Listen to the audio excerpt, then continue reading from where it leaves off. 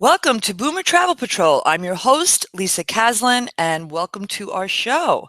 For folks that haven't heard, gotten the memo, etc., this year is the 100th anniversary of our National Park Service. It was founded way, way back in August of 1916 under the Woodrow Wilson administration to protect and preserve the beauty of our country. And today we have about 410 areas covering over 84 million acres in every state, District of Columbia, American Samoa, Guam, Puerto Rico, and the Virgin Islands. Incredible.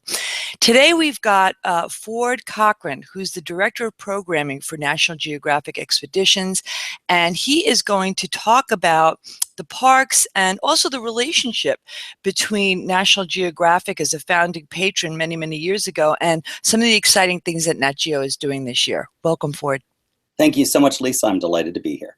So talk about the history a little bit, how National Geographic sort of came together and really helped push through the national park system. Sure. Well, National Geographic's been enthused about the national park idea since before we even had a United States National Park Service, really since the very early days of our organization. Gilbert Grosvenor is a fellow who stewarded National Geographic for more than half a century. He was for many years the editor-in-chief of National Geographic magazine and really the individual who defined what we as an organization would be about. He was also for many of those years the president of the society. So there was another patron of the Park Service, Stephen Mather. He would become the first director of the National Park Service. Wow. But before there was a Park Service, he was a wealthy businessman. He was a great marketer. He'd come up with the slogan, 20 Mule Team Borax, for the borax that his company mined in Death Valley, the company that he was working for. He made a fortune out there, mining, extracting resources from the land. But he also developed a real love of these extraordinary wild natural landscapes, and he wanted to see them protected. So he was telling anyone he could find, we needed a park service. And he decided one great way to make advocates was to bring people out into nature and let them see what was there. So he hosted what was called the Mather Mountain Party. He brought a number of folks he thought could be really influential in helping to get the job done out into the Sierra Nevada, into the groves of big trees in what is now the Sequoia National Park, elsewhere in California. And they camped out. They were out in the outdoors. They talked about what this meant. They talked about the legacy they could create if they ensured that the parks were protected right, not piecemeal, as they had been before. And one of the people he invited was Gil Grosvenor. Grosvenor basically drank the Kool-Aid while he was out there. He came back fired up to dedicate this organization to doing whatever it could to help to create the Park Service, to build the case, a public appreciation and also a legislative appreciation. That's what it would take. So he devoted the April 1916 issue of National Geographic magazine to what he called the Land of the Best, a celebration of all these wonders in our national parks. Got it distributed to everyone on Capitol Hill, every influencer, every decision maker he could find, and of course, all the members of National Geographic. And later that year, the Organic Act was drafted and passed by Congress and signed by President Wilson, and we got a Park Service. He also devoted not just coverage, but cash. What the organization had, he put at the disposal of finding and preserving really important land. So he actually purchased a grove of big trees to be added to Sequoia National Park to ensure that those would be protected.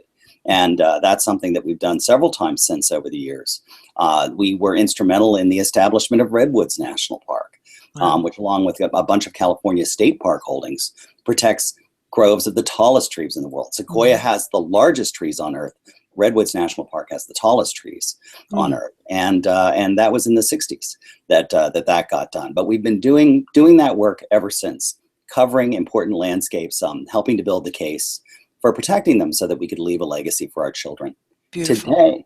Today we're doing that work outside the U.S. as well as inside it. We've covered many of the places that are now World Heritage Sites and international national parks in other countries. One of the notable examples is a hike that a fellow named Mike Fay took with a photographer and a film crew across the interior of the Congo Basin in Gabon.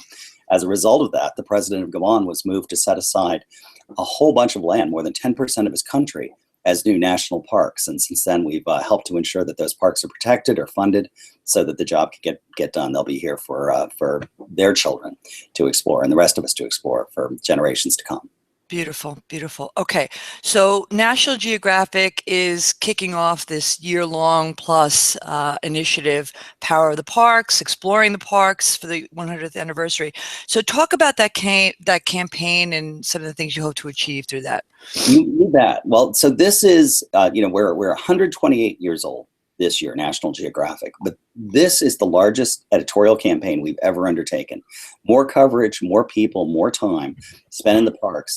We have had photographers out for years in a number of national parks, particularly the world's first national park, which is Yellowstone, where a team of photographers spent a year and more apiece living in the park, living with the people who know the park best, getting to know its landscapes, getting to know its wildlife, and documenting them. And so in every issue of National Geographic magazine this year, there are stories about the parks. In our travel magazine, National Geographic Traveler, and our kids magazine, National Geographic Kids, stories about the parks. We've updated a number of our popular guidebooks to the parks, including a favorite of mine, if I may, the Guide to the National Parks. This is a wonderful, wonderful volume. There's a brand new edition, lots of new photos, entirely new text, all sorts of insights on how to experience the parks and enjoy them best. We also have new books and new editions of guidebooks for kids, so that families and kids can enjoy the parks. In National Geographic Expeditions, which is where I work now at the Society, we have launched new trips to explore national parks in the United States and Canada, including a so-called Ultimate National Parks trip that'll get to Glacier, Yellowstone, Grand Teton, Olympic National Park in Washington, and the Grand Canyon. I'll be joining a departure of that in September. And then on the Nat Geo channel and Nat Geo Wild, we have new TV specials, new TV series, all sorts of new coverage of the parks. Love it, love it. Okay, so we're talking to boomers. We're talking to youthful boomers who want, fun, excitement, adventure. Are there, whether it be, Nat Geo's expeditions or just in general, your picks, which parks do you think are the best? Let's say for somebody who hasn't explored the park yet and is in this sort of demographic, what do you suggest? Yeah, well, I would say this is a great year to discover or rediscover the parks. If there are parks you've been meaning to get to but haven't gotten to, you should go. And I've grown up when I was young. I had, of course, being a younger person, I'd only had a chance to visit a few of the parks. These were places that I dreamed about. And as I've been able to go back, visit these parks, often bring people to explore the parks, take my family out to explore the parks and gotten to know them.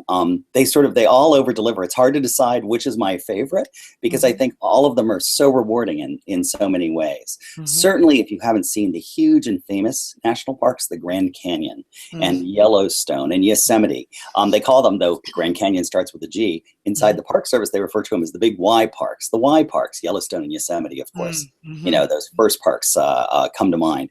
Those parks are justly famous. Photographs, we're a place, National Geographic prides itself on visual communication, on fantastic photography and filmmaking. Yeah. And as magnificent as some of the photos that our photographers have taken to the parks are, there's nothing that substitutes for actually being there. So just standing on the rim of the Grand Canyon. I know the first time my wife came, she wasn't so sure she'd be excited about it. She thought it'll be hot, it'll be dry. I've seen photos, I'm just not sure. I'm excited, but not that excited. She walked out of our hotel room. We'd gotten in late, checked in late at night, walked to the rim of the canyon and just broke down and started to cry. Wow. It's just overwhelmed with the beauty and the wonder of it, the splendor. But even the parks that, some of the East Coast parks, the landscapes are a little more tame. Shenandoah is really close to Washington, D.C., so it's an easy trip, a day trip or a weekend trip for me and my family.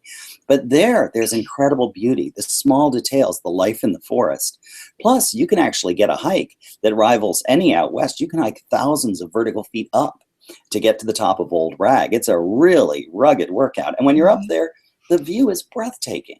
Yeah. So, we may associate that just with the big, Western parks, but there are incredible vistas here in the East too, in places like Acadia and in Shenandoah and Great Smoky Mountains. I'm going on and on because I love the park so much, but I'd say just get out and see a park you've been wanting to see your whole life. This is a great place. Knock one off your list. Good, good, good. All right. So aside from picking up your wonderful guidebook, do you have any maybe secret tips that you employ when you plan a trip to the parks? Yeah. Well, it's Part of it's planning ahead, and then part of it's spontaneity. I have planned trips to the parks more than a year in advance. Mm-hmm. When I knew full well I wanted to go, I wanted to get all the rooms at all the great lodges that you can stay in the parks. Many of them book up really early, so Mm-hmm. it helps to plan ahead. But I've also planned late. I mean, just yesterday I was planning a trip. I found out I've been invited. My family's been invited to participate in an event in Banff, which is in the Canadian Rockies. We're Oh, surrounded by yes. national parks. It's Mhm. beautiful. So I'm bringing the family out to Glacier National Park, and we're going up to Banff, and we'll see Lake Louise and Moraine Lake and the Canadian Rockies. It'll be wonderful. Well, there are fantastic lodges in Glacier. This is going to be the week of 4th of July. So Oh, here it is. It's, I'm recording this now. It's not that far away. no. But fortunately, I checked over a few days. There were cancellations. I've been able to book rooms at almost all the lodges in Glacier National Park and up in the Canadian Rockies that we want to stay in. So there are cancellations all the time. Mm-hmm. I've also dropped everything and gone and visited a national park at the last minute when I had a business trip or another trip that got me close. I thought, I want to see that place. I'll take a day and go and see it. You can have a wonderful time. I guess if I had to share one secret, it's look Yeah. to the rangers.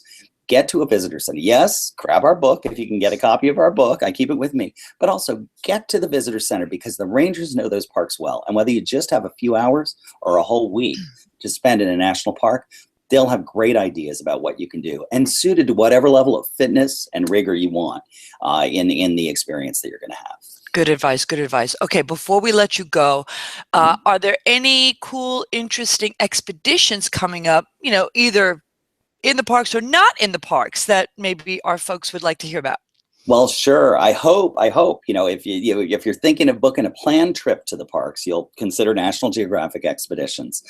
We love the parks, and we've been going for years. I actually traveled a lot. I've been with the Geographic for almost 25 years. I've only worked full-time in our travel group for the last 5, but for 20 of those years, this is my anniversary, I've traveled on our trips, many of them to the national parks. The very first trip I went on 20 years ago was a Pacific Northwest Canadian Rockies trip that actually got to Glacier National Park and to Mount Rainier and to the Canadian Rockies National Parks in Canada.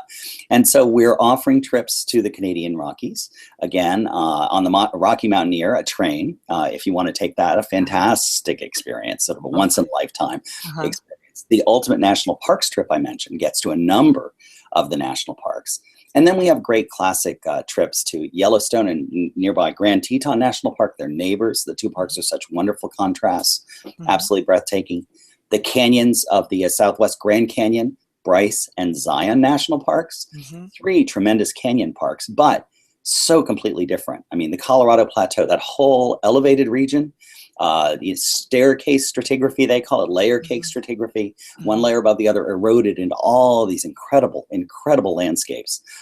They're all those parks are different, and they have such character and such flavor. That's one that I love. So come with us if you like, and we'll bring experts out to help to really bring the park to life. If not, take a look at our itineraries, see where we go. Those are trips you can do on your own, too, in many cases, and you can map your itinerary around some of the places we go to get our ideas. The last thing I'll mention is one other place that everyone should see in Alaska is Glacier Bay. This is a place John Muir, the great naturalist who really helped to build the case for many of the national parks to get them established. He went up there. He had spent his life in Yosemite, which is a landscape that had been shaped by glaciers. He understood that before most people believed it because the glaciers are practically gone in Yosemite. But glaciers are what shaped that incredible landscape. When he went to Alaska, he saw the processes that he thought had been taking place. It really bore out the story that he'd been telling. And he was so thrilled by that. So he fell in love with the place. Huge glaciers covered the entire bay when it was first discovered several centuries ago. But since they've melted back 60 miles and more, and you have glaciers calving into the sea, and into the bay, you have incredible marine life, you have bears on land, and then you have these spectacular glaciers, thinning and retreating fairly fast. So it's a landscape that's changing quickly. I'd urge everyone to do it. We do that by ship, and that's really the best way, small ship, the best way to go and see them. Great advice. Thank you so much, Ford, for joining us. We hope to have you back again.